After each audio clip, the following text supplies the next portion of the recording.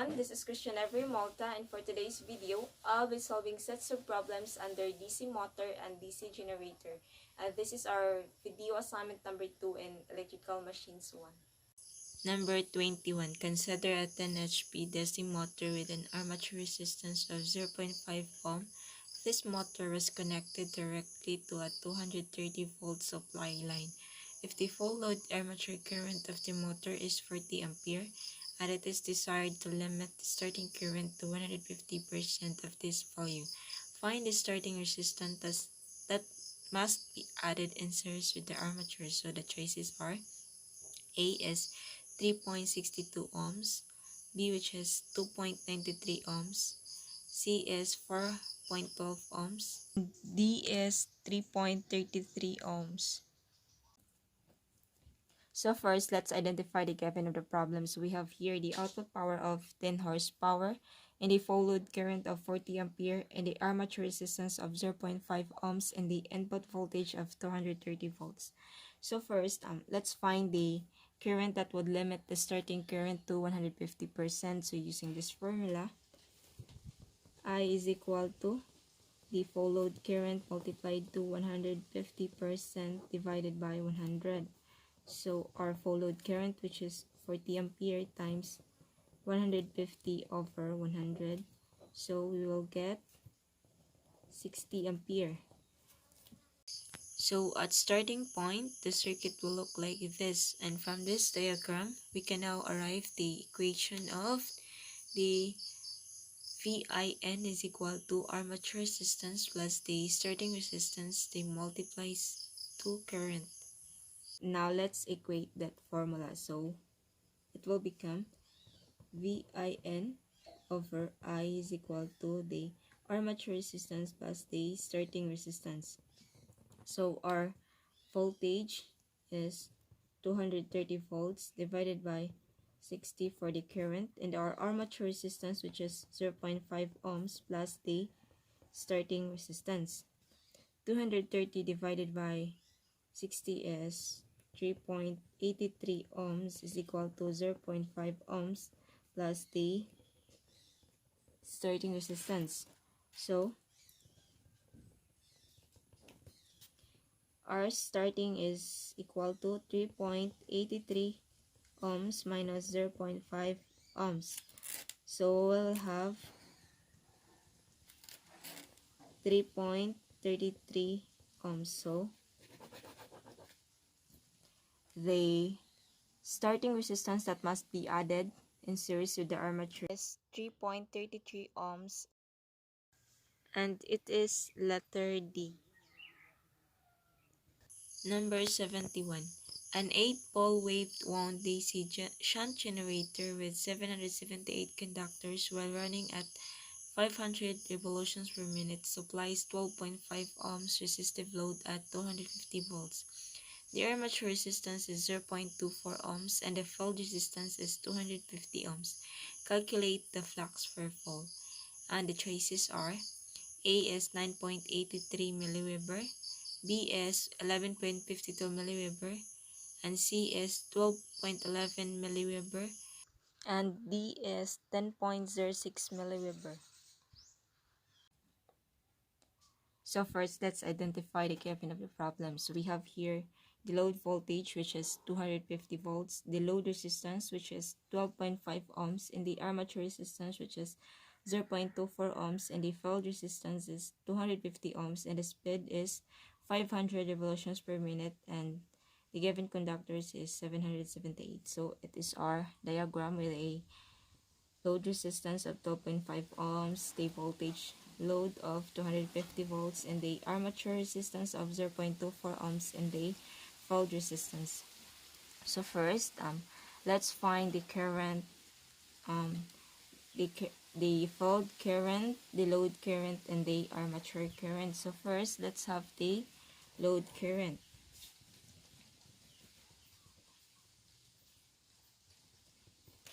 So IL is equal to V over RL.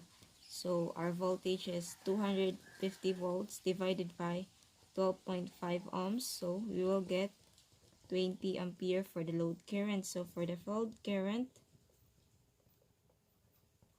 we have IF is equal to B over RF. So we will get for our voltage 250 volts divided by 250 ohms, which is 1 ampere.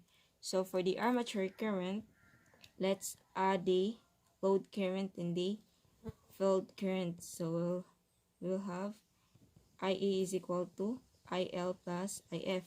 So our load current, which is 20 ampere plus the field current of 1 ampere. So for the armature current, we will get 21 ampere.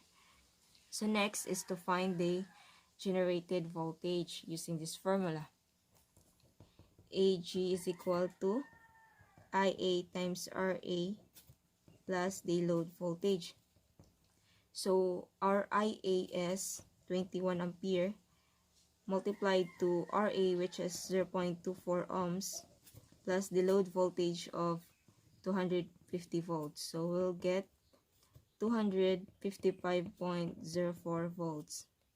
That's our generated voltage. So next, we can find the flux per pole using the formula for generated AMF, which is AG is equal to pi PNZ over 60A, where pi here is a flux per pole, and P is the number of poles, N is the speed of rotation, Z is the number of elements, and A is the number of parallel paths. So for P, we have 8 poles and A is 2.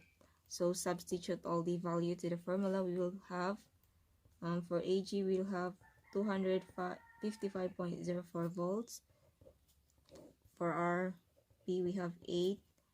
For our N, we have 500 multiplied to 778 for Z, 60 times 2.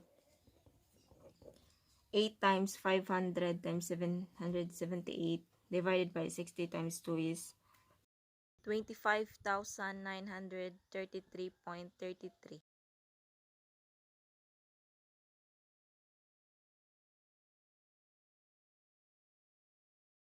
Divided by 25,933.33.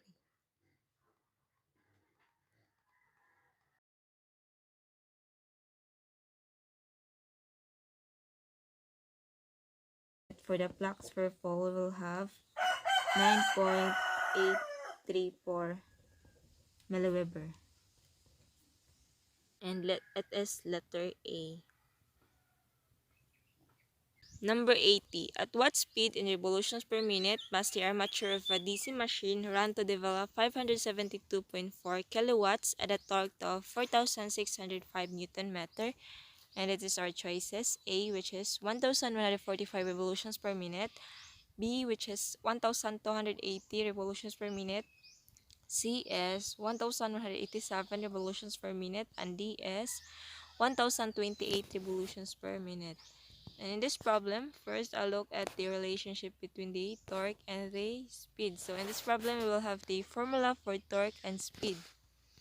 So okay, let's proceed. So first, let's have the given torque of 4,605 Newton meter.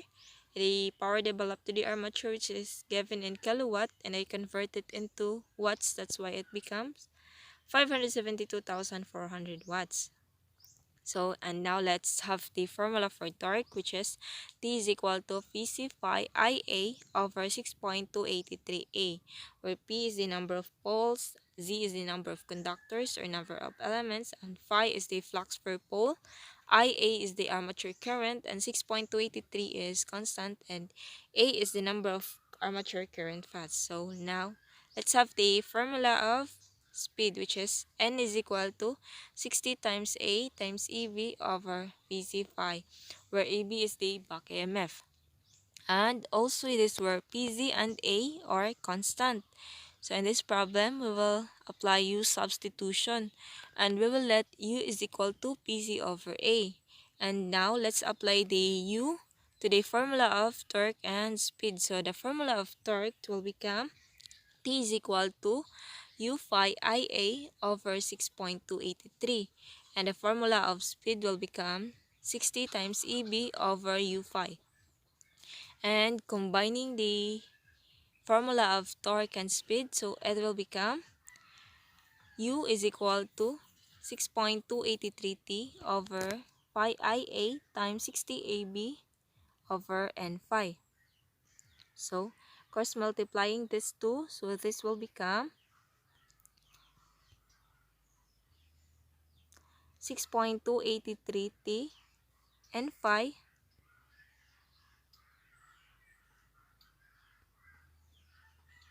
So this will become 6.283 T N phi is equal to 60 times AB times IA phi. So let's eliminate the phi by dividing phi. So it will become 6.283. So well, let's divide phi. So the phi will be eliminated. And we all know that AB times IA is equal to PD. So the AB times IE here will be replaced with PD because the power developed to the armature is equal to the back EMF times the armature current. And we will have 6.283 times N is equal to 60 PD and divided by 60, so we will be left with 6.283 T times N over 60 is equal to PD, and arrange the equation, so we will have N is equal to 60 times PD over 6.283 T. And then let's plug all the given torque and the given power to this equation. So we will have 60 times 572,400 divided by 6.283 times 4,605 is equal to N. So our N is 1,187 revolutions per minute. And it is the speed of the armature. And it is letter C. Number 30. A 4-pole generator has a total of 500 inductors in its armature and is designed to have 2 times 10 to the power of 6 lines of magnetic flux per pole, closing its air gap with normal excitation. If the armature is simply slapped and the allowable current is 5 ampere for the inductors, what will be the kilowatt rating of the machine? So first, let's have the choices. A, which is 1.5 kilowatts, B is 6 kilowatts, D is 3 kilowatts, C is 3 kilowatts, and D is 2.4 kilowatts. And now let's have the given. The given inductors of 500, the given flux, which is in lines, is 2 times 10 to the power of negative 6, and the given inductor in the current, which is 5 ampere. So first, let's convert the given flux, which is in lines, into Weber. So 1 line is equal to 1 times 10 to the power of negative 8. 2 times 10 to the power of 6 is equals to 2 million. 2 million times 1 times 10 to the power of negative 8 is equal to 0.02 Weber. And the number of poles, which is 4, so P is equal to 4. And for the A, which is in lap, so we have a formula for that. A is equals to MP, where M, it says is simplex lap, so it is 1. P is 4, 1 times 4, so A is equal to 4. And next, let's find the speed of the rotation, the number of speed of rotation using this formula. N is equal to 120 F times 120 times F over P, which is F is the frequency. So in this problem, we'll assume that the frequency is given as 60 Hz. So N is equal to 120 times 60 over P, which is 4. So for the speed of rotation, we will have 1,800 revolutions per minute. And next, let's find the current and the armature. Using this formula, IA is equal to A times the current and the inductor. So IA is equal to A, which is 4, and the current in the inductor, which is 5. So for the armature current, we will have 20 ampere. So next, let's find the generated voltage. Since P and A are 4, so let's just eliminate the P and A here. So the formula will become the generated voltage is equal to Z pi N over 60. The generated voltage is equal to the given inductors, which is 500, times the given flux, which is in reverse 0.02, times the speed of rotation 1800 over 60. So for the generated voltage, we have 300 volts. And now we will be able to find the power rating or the power generated using this formula. Pg is equal to generated voltage times the armature current. So the generated power is equal to the generated voltage, which is 300, times the armature current of 20. So we will have 6,000 watts, and convert this one into watts. So the generated power is 6 kilowatt. And it is letter B.